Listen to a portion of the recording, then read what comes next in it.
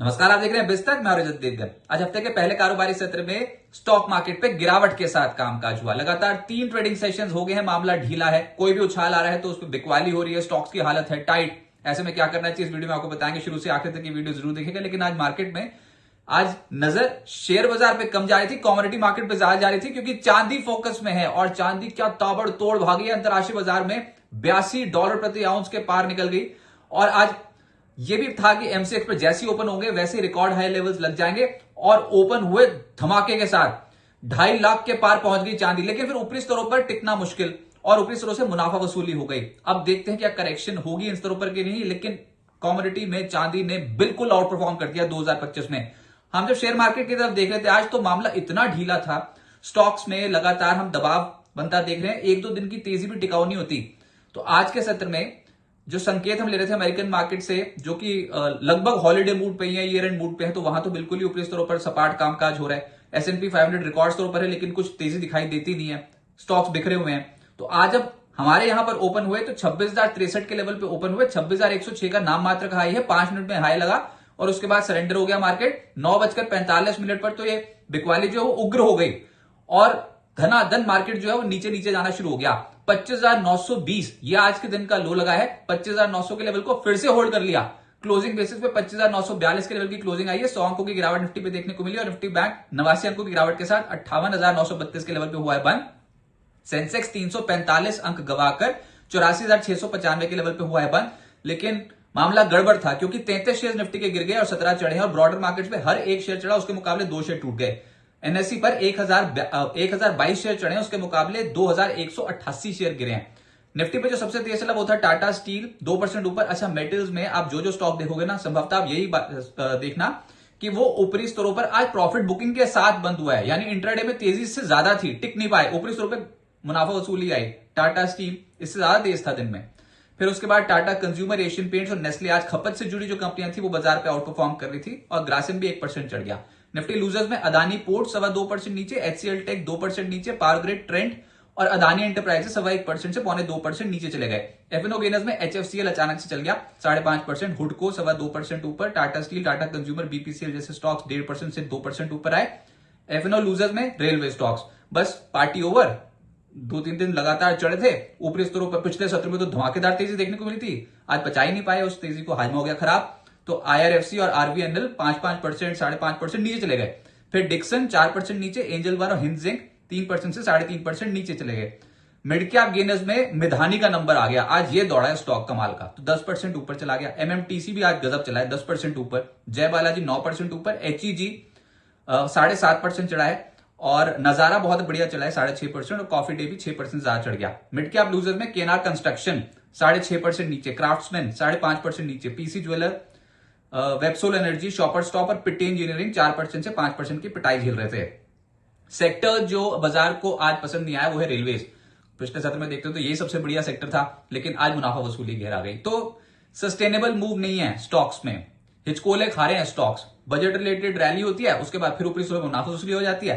तो आज IRFC, RVNL 5.25% टूटे, इरकॉन, JWL 3% 3.25% नीचे, राइट्स और टेक्समैको रेल भी 2.5% टूट गए। IT का तो वैसे ही मामला ढीला है। देखते हैं Q3 रिजल्ट सीजन से पहले वापसी कर पाते हैं स्टॉक्स की नहीं, लेकिन अब लगातार दबाव में ही है ये स्टॉक्स पिछले कुछ दिनों से। तो Mphasis, HCL tech, OFSS, Persistent 1% से करीब करीब 2.25% नीचे थे। विप्रो, TCS, इन्फोसिस आधे फीसदी से 1% नीचे थे। ऑटोज में ये दिसंबर के जो ऑटो बिक्री आंकड़े आने वाले हैं उससे पहले की मुनाफा वसूली दिखाई देती है। तो TVS motor, hero MotoCorp, Exide, सोना कॉमस्टार, M&M यहां पर दबाव आता हुआ नजर आया। रियल एस्टेट सेक्टर भी लाल निशान में था, जिसमें अनंतराज, प्रेस्टीज एस्टेट्स, DLF 1% से 3% नीचे थे। शोभा लोधा 1% नीचे थे। और हेल्थ केयर स्टॉक्स में भी आज मुनाफा वसूली दिखाई दी, जिसमें Fortis, lupin, Biocon, max health, Apollo hospital, Alkem ये तमाम स्टॉक्स 1% से 2% नीचे।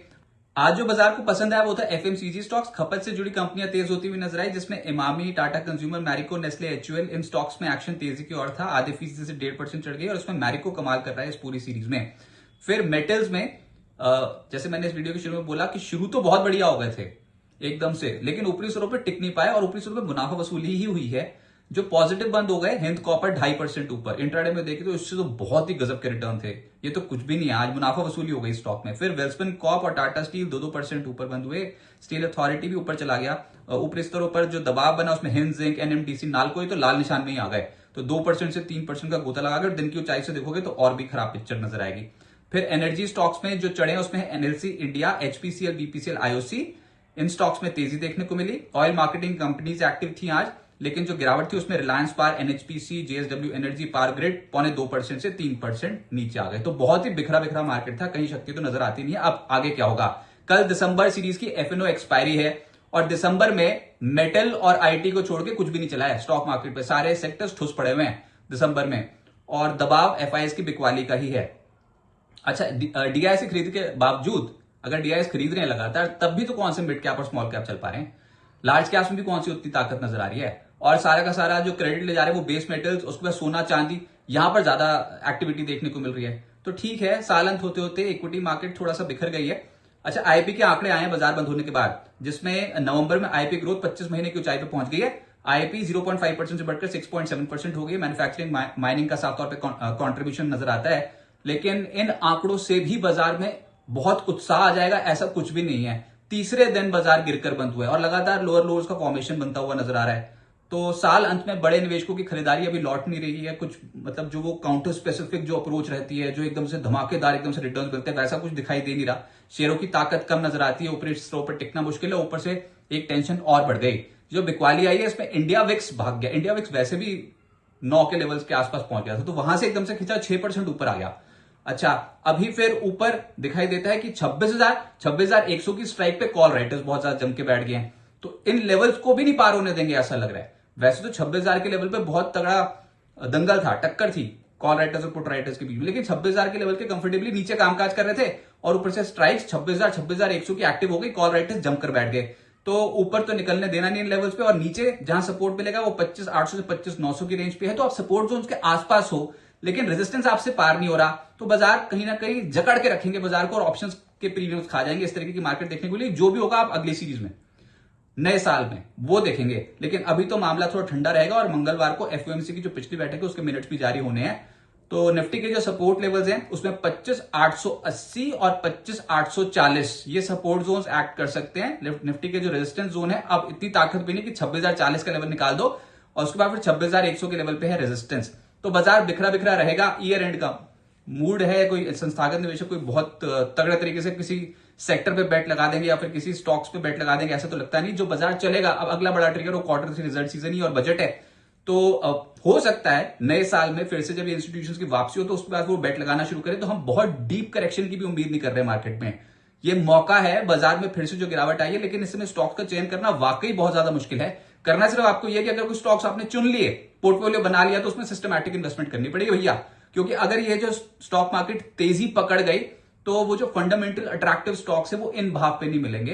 तो नियमित निवेश करें, एक लेवल पे टेक्निकल देख के ऐसे में कुछ नहीं होने वाला। ऐसा भी है कि बाजार बहुत इंपॉर्टेंट सपोर्ट जोन पे कई स्टॉक्स पहुंच गए हैं, तो फिर निचले स्रोत से खरीदारी के बारे में सोचना चाहिए। अभी तक हम ये नहीं समझ रहे कि 25,800 का लेवल बहुत इजीली स्टॉक मार्केट तोड़ेगी। तो डिप्स में ऐड करते चलें और उम्मीद करते हैं कि नई सीरीज में, नए साल में बाजार यहां से बेहतर रिटर्न और वापसी की कोशिश करे। फिलहाल साल अंत की एक्सपायरी के चलते बाजार एक दायरे में रहेगा।